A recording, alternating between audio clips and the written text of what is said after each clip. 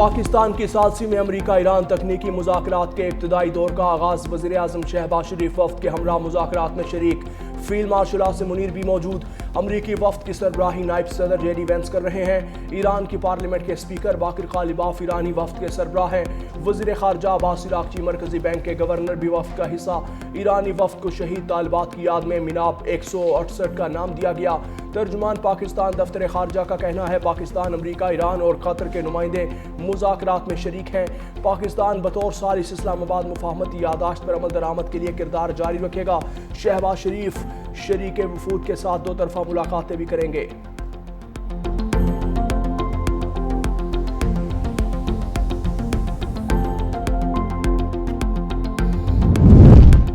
وزیر اعظم شہباز شریف کی برگن سٹاک میں امریکی نائب صدر جے ڈی وینس سے غیر رسمی ملاقات۔ دونوں رہنماؤں میں خوشگوار جملوں کا تبادلہ۔ فیلڈ مارشل عاصم منیر بھی موجود۔ امریکی نمائندے اسٹیو وٹکوف اور جیرڈ کشنر بھی موجود تھے۔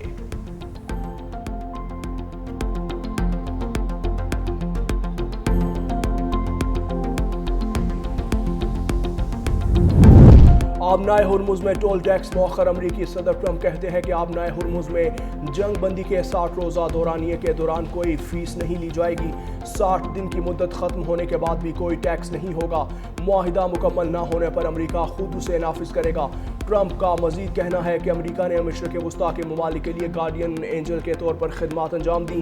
اب ماضی، حال اور مستقبل کے اخراجات کا ازالہ ہونا چاہیے۔ اگر حتمی معاہدہ طے نہ پایا تو امریکہ اپنے لاجسٹک اور سیکیورٹی اخراجات کی وصولی کے لیے آبنائے ہرمز پر خود فیس عائد کر سکتا ہے۔ ایرانی وفد کی سوئٹزرلینڈ روانگی سے قبل وزیر داخلہ محسن نقوی کا ایران کا ہنگامی دورہ۔ محسن نقوی کی ایرانی صدر مسعود پزشکیان سے ملاقات۔ ایرانی وزارت خارجہ میں وزیر خارجہ عباس عراقچی سے بھی ملے۔ پاک ایران تعلقات اور معاہدے کے بعد خطے کی موجودہ صورتحال پر تبادلہ خیال۔ دونوں وزرائے داخلہ نے امریکہ ایران معاہدے کو خطے میں پائیدار امن کی جانب مثبت قدم قرار دیا۔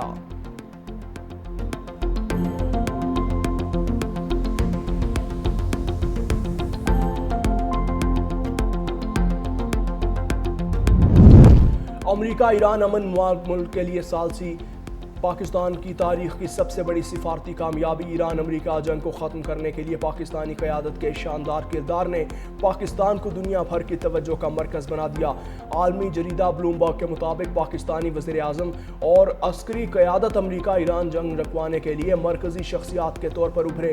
پاکستان نے ایرانی قیادت سے ملاقات، اسلام آباد امن مذاکرات اور مشکل ترین سفارتکاری سے امن کا راستہ ہموار کیا۔ سابق برطانوی رکن پارلیمنٹ سٹیفن پاؤنڈ نے بھی پاکستان کی کامیاب ثالثی کو عالمی منظر نامے میں اہم ترین کامیابی قرار دیا۔ امریکی محکمہ دفاع کے سابق اہلکار کرسٹوفر کلیری کہتے ہیں کہ پاکستان خطے میں ایک بااثر سفارتی اور فوجی کھلاڑی بن چکا۔ دنیا کو تیسری ممکنہ عالمی جنگ کے دہانے پر سے واپس لانے کے لیے پاکستان کی سول اور عسکری قیادت کی کاوشوں نے پاکستان کا وقار بلند کیا۔ اسرائیلی وزیر اعظم پر امریکی دباؤ، نیتن یاہو کا لبنان پر حملے روکنے کا حکم۔ اسرائیل کے لبنان پر حملوں کے جواب میں ایران نے آبنائے ہرمز بند کر دی۔ ایرانی مشترکہ ملٹری کمانڈ کا کہنا ہے کہ آبنائے ہرمز کو امریکہ اسرائیل کی مفاہمتی یادداشت کی خلاف ورزی پر بند کیا۔ آبنائے ہرمز بند کرنا پہلا قدم ہے۔ جارحیت جاری رہی تو مزید اقدامات کریں گے۔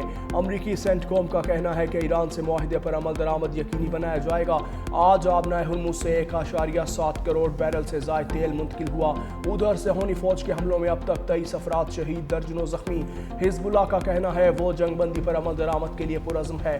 اسرائیلی خلاف ورزیوں اور زمینی پیش قدمی کا بھرپور مقابلہ کیا جائے گا۔ وزیر خارجہ اسحاق ڈار کا مصر کا دورہ۔ سعودی اور مصری وزرائے خارجہ سے الگ الگ ملاقاتیں، باہمی امور اور مشرق وسطیٰ کی صورتحال پر گفتگو۔ اسحاق ڈار وزرائے خارجہ اجلاس میں شرکت کریں گے۔ مصر میں ہونے والے اجلاس میں پاکستان، سعودی عرب، مصر اور ترکیہ کے وزرائے خارجہ شریک ہوں گے۔ سائیڈ لائنز اہم ملاقاتیں بھی شیڈول ہیں۔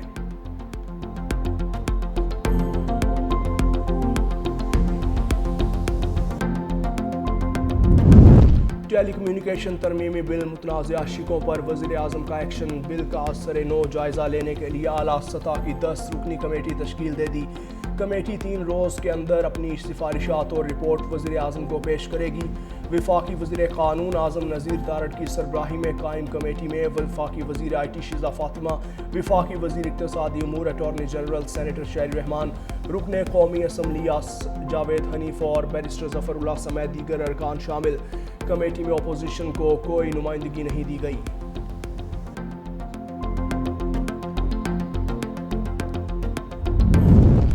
گلگت بلتستان میں حکومت بنانے کی تیاریاں، چیئرمین پیپلز پارٹی بلاول بھٹو زرداری نے پیپلز پارٹی گلگت بلتستان کی صوبائی صدر امجد ایڈوکیٹ کو گلگت بلتستان کا وزیر اعلیٰ بنانے کا فیصلہ کر لیا۔ بلاول بھٹو زرداری کا امجد ایڈوکیٹ سے ٹیلی فونک رابطہ، حکومت سازی اور عوام کے آئینی اور معاشی حقوق پر عمل درآمد سے متعلق ہدایات دیں۔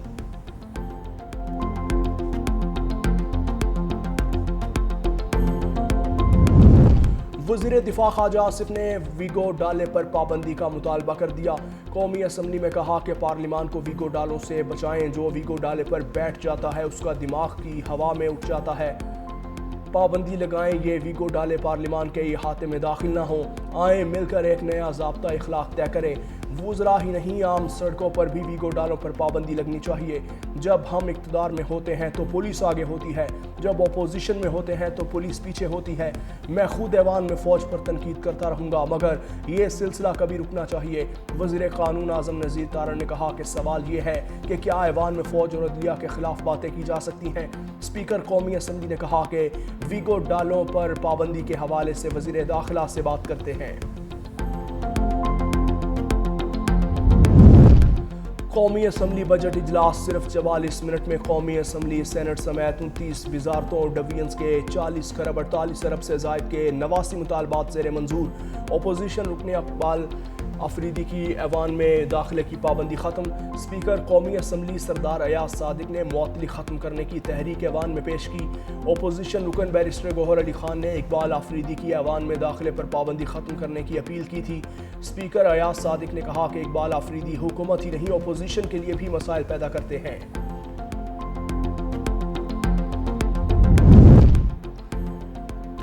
9 مئی کے واقعات میں ملوث افراد سیاسی قیدی نہیں بلکہ قانون شکن ہیں۔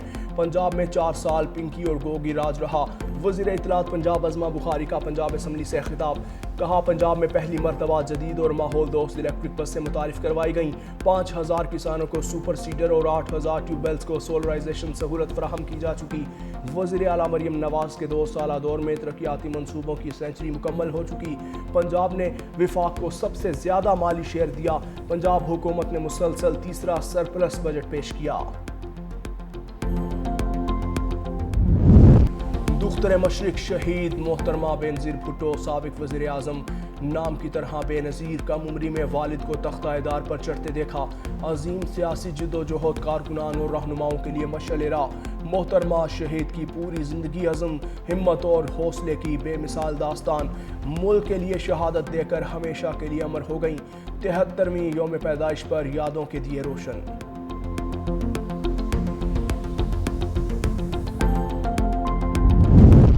شہید بے نظیر بھٹو کی جمہوریت کے لیے خدمات تاریخ کا روشن باب ہیں۔ صدر آصف علی زرداری نے پیغام میں کہا کہ بے نظیر بھٹو نے سیاسی بصیرت اور جرأت سے نئی راہیں متعین کی۔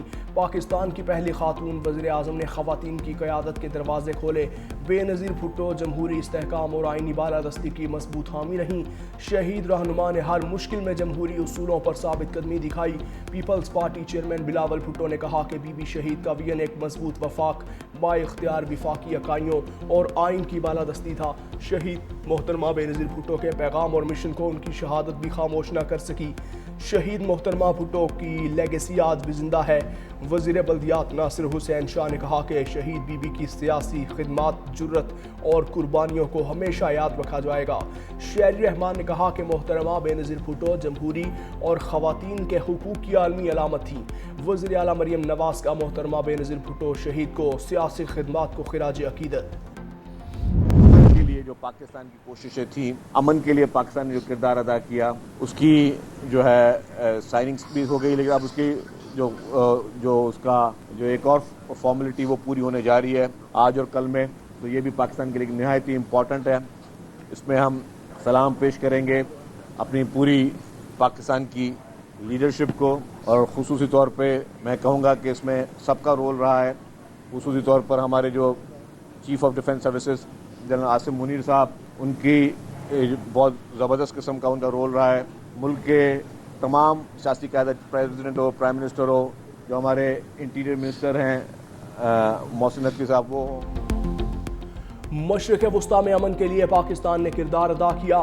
سینئر وزیر سندھ شرجیل نظام میمن نے کراچی میں میڈیا سے گفتگو کرتے ہوئے کہا کہ پاکستان پوری دنیا میں امن کے لے کر آ رہا ہے. امریکہ ایران معاہدے میں فیلڈ مارشل کا بہترین کردار ہے. فیلڈ مارشل وزیر اعظم اور وزیر داخلہ کو مبارکباد پیش کرتے ہیں.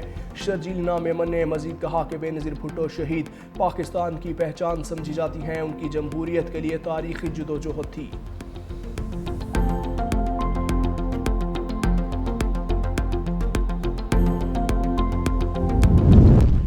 حج 2027 کے لیے عازمین حج کی رجسٹریشن کل سے شروع ہوگی. وزارت مذہبی امور نے حج کی رجسٹریشن کا باقاعدہ شیڈیول جاری کر دیا. حج 2027 کی رجسٹریشن مفت، کوئی فیس وصول نہیں کی جائے گی. رجسٹریشن پہلے آئیے پہلے پائیے کی بنیاد پر ہوگی. سرکاری اور نجی اسکیم کے تحت حج پر جانے کے لیے رجسٹریشن لازمی قرار دی گئی ہے. رجسٹریشن کے لیے پاسپورٹ کا 26 نومبر 2027 تک مؤثر ہونا ضروری ہے. ایک ہی خاندان کے افراد مشترکہ طور پر بھی رجسٹریشن کروا سکتے ہیں. بیرون ملک مقیم پاکستانیوں کے لیے بھی حج رجسٹریشن کی سہولت ہوگی.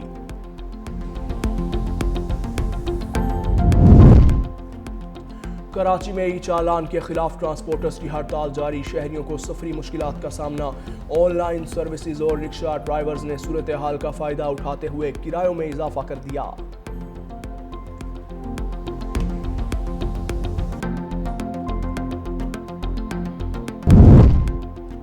جنگ بندی کے باوجود غزہ میں اسرائیلی حملوں کا سلسلہ جاری. تازہ حملوں میں 11 فلسطینی شہید، جن میں ایک صحافی اور ایک ہی خاندان کے 4 افراد بھی شامل.